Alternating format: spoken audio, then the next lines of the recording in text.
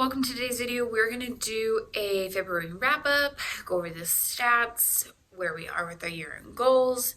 Before we get into that, we're just going to recap really fast what our year-end goals are.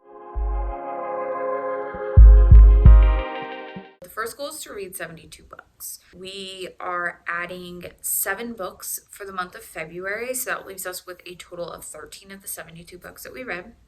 Goal number 2 is to reread 1 book per month. February, we have read 1 more book. That was a reread for a total of 2 of the 12 books. Goal number 3 was to get 6% of my physical TBR, so books that I have physical copies of, on my shelves read. In January, we were at 50.97. February, we purchased 1 more book. It came in through Book of the Month. That has brought our percent read to 53.10% of the book. So fourth goal was to read the top 23 picks for 2023. These books are not necessarily books that are going to be released this year. We're going to go over those in a separate video. I still am at 0 of those 23, but if you want to see the specific books that are on my 23 and 23 list, I'll link the video down below. The other one is to read 10 nonfiction books this year. I very much like fiction, mystery thriller specifically, horror, but I still like nonfiction, and I want to incorporate more of that. Goal is to read 10 in the year. So far, we read 1 in January, and we didn't read any nonfiction this month, so we have not progressed on that goal. Going into the stats, before we dive into the specific books that we've read, amount of time on my TBR was 11.14 months, so about 11 months. I will preface that rereads get a mark of 0, so that will affect, if I have a lot of rereads, the amount of time on my TBR. We only had 1 reread for last month. 2 of the books were released in 2020, 3 of the books were released in 2021, and 2 of the books were released in 2022. So all the books were released within the last 2 years. Last 3 years. There are a lot of new releases. We averaged 3.43 stars this month, so not as good as last month, but still a pretty successful month. An average of 287 pages per book and a total of 2,296 pages between all 7 books. Most of the books were mystery thriller, which is not surprising. That's a preference of mine. We do have a horror, a romance, contemporary fiction, and a historical fiction. Going into the specifics on the book, if you check out Instagram, I have small little blurbs on each one of them if you're curious to see that way. The first book I read was Our Wives Under the Sea by Julia Armfield. This is about a woman who comes back from a submarine mission and her wife's experience and how different it was. This isn't a gory horror. It is considered a horror. It's more of just like the creepy unknown horror. It's slow-paced, very atmospheric. It's a very interesting book, and I did enjoy it. It's a 4-star, and I will definitely read it again. It's a fairly short book. The next book is Window Shopping by Tessa Bailey. It's a romance. Again, it's really short. This is about a woman who's been released from prison, gets a job being a window designer for a company called Vivant, and falls in love with their boss. Everybody loves Tessa Bailey, and I've only read one other Tessa Bailey. Not Hook, Line, and Sinker. What's the one before that? It Happened One Summer, I think is what it was called. And it was fine. I didn't really enjoy this. This is a 2-star. I didn't enjoy the characters. I didn't feel the chemistry. It didn't feel like it meshed. I felt like there wanted to be more to the story, and they wanted to pull in these aspects, but they just kind of didn't seem there was enough of it. There needed to be more to the story. And maybe if I had read this around the holidays, some of that would have been just kind of the nostalgia factor. Overall, not for me, but I liked It Happened One Summer enough. I want to read the follow-up to that of a Tessa Bailey.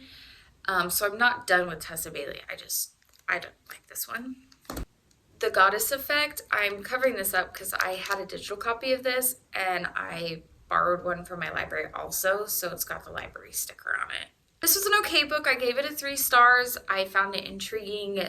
This woman gets kind of brought into this fitness community kind of aspect of social media and that whole wellness kind of aspect, but it's got a little bit of a cult vibe to it. You don't necessarily enjoy the character, and that's kind of the point of the book. It's got a little bit of that mystery thriller. It's listed as contemporary fiction, but there is a little bit of a mystery thriller. For me, I wanted more of that mystery thriller, and that's strictly because that's obviously my preference over anything else. Overall, it was a good book. I don't know that I would necessarily read it again. I may, but this was just an okay book for me. Velvet Was the Night by Silvia Moreno-Garcia. I loved Mexican Gothic. That was a 5-star for me. I loved the atmosphere of that book. This, I'm giving a 3-star. It's a high 3-star, borderline of 4. The reason I feel like I can't give it a 4 is when I read the physical book, let me go back and explain what this is about. So this is about 1970s Mexico. This woman gets asked by her apartment neighbor to watch her cat. The girl goes missing, and it's a hunt to figure out what happened to her. So you get a little bit of that mystery thriller with a historical vibe. I loved that aspect of it. The characters were great. When I read it, I enjoyed it. We'll just leave it. When I read it, I enjoyed it, but I also listened to it, and that was absolutely phenomenal. So I ended up listening to it more than I read, which there's nothing wrong with. It's usually the other way around for me. But I felt like the characters came alive so much more by the narrator, with the emphasis she put on the way she carried those characters. So if I was to recommend this, I would recommend this as the audiobook.